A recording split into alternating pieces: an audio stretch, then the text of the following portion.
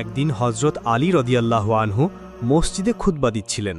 সবাই মনোযোগ দিয়ে চুপচাপ তার কথা শুনছিল। হঠাৎ কিছু মানুষ আতঙ্কিত হয়ে দৌড়ে এসে মসজিদের ভেতরে প্রবেশ করল। তখন আলী রদিয়াল্লাহু আনহু তাদেরকে জিজ্ঞাসা করলেন, কি হয়েছে তোমাদের? উত্তরে তারা বলল, হুজুর, একটি সিংহ এই দিকে আসছে, অনেক বড় সিংহ, আমরা খুব ভয় পাচ্ছি। তখন আলী রাদিয়াল্লাহু আনহু বললেন, ভয় পাবার কিছু নেই, সে কাউকে কোনো ক্ষতি করবে না। এই কথার মধ্যেই সেই বিশাল সিংহটি সবার সামনে এসে দাঁড়ালো, বরং সে সোজা হজরত আলী রাদিয়াল্লাহু আনহুর কাছে এসে তার পায়ে মাথা রেখে দিল। এর কিছু পরেই সেই সিংহের পেছনে পেছনে ছোট্ট একটি সিংহ শাবকও এসে হাজির হলো। তখন সবাই বুঝে গেল যে বড় সিংহটি আসলে একটি সিংহী। অতঃপর সেই সিংহীটি বলল, হুজুর, এইটি আমার সন্তান, এর বাবা এখন আর পৃথিবীতে নেই। আমি চাই আমার সন্তান নিরাপদে বেরিয়ে উঠুক, তাই আমি একে আপনার তত্ত্বাবধানে দিতে এসেছি। তখন আলী রাদিয়াল্লাহু আনহু বললেন, তুমি যাও, তার ব্যাপারে কোনো চিন্তা করো না, আমি কথা দিচ্ছি এই সন্তান কখনো নিজেকে অসহায় ভাববে না। তখন সিংহীটি জিজ্ঞাসা করল, হুজুর, কে তাকে লালন পালন করবে? তখন আলী রাদিয়াল্লাহু আনহু উত্তর দিলেন, আমার পুত্র হুসাইন তার দেখাশোনা করবে ইনশাআল্লাহ। সে অসহায়দের খুব যত্ন নেয়, তার চেয়ে ভালো আর কেউ পারবে না। এরপর হজরত হুসাইন রাদিয়াল্লাহু আনহুকে ডাকা হলো।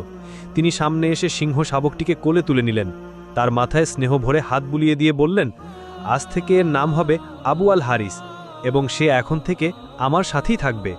অতঃপর সিংহীটি নিশ্চিন্ত মনে ফিরে গেল। আর সেই সিংহ শাবক হজরত হুসাইন রাদিয়াল্লাহু আনহুর সঙ্গেই বড় হতে থাকলো, যেন সে নিজের ঘর পেয়ে গেছে। এভাবে দীর্ঘ সময় কেটে গেল। হজরত হুসাইন রাদিয়াল্লাহু আনহুর কোলে যে সিংহ শাবকটি বড় হচ্ছিল, সে এখন যুবক হয়ে উঠেছে।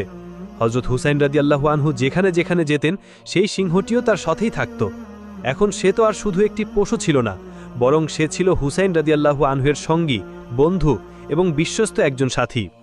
মানুষ তাকে আবু আল হারিস নামেই চিনত। সে জঙ্গল থেকে এসেছিল ঠিক, কিন্তু তার হৃদয় ছিল মানুষের চেয়েও কোমল এবং বুদ্ধিমান।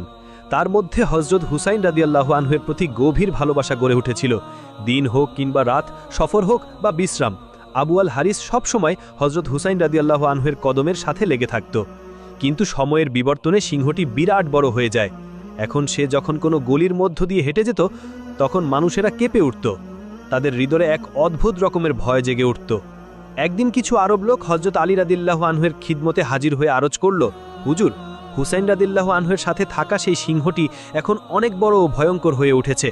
আমরা এই ব্যাপারে শঙ্কিত, কোনো একদিন যদি সে ক্ষতি করে ফেলে। এই কথা শুনে আলী রাদিয়াল্লাহু আনহু নীরব হয়ে গেলেন। তার হৃদয়ে তখন আবু আল হারিসের সেই নিষ্পাপ শৈশব ও বিশ্বস্ততার স্মৃতি জেগে উঠেছিল।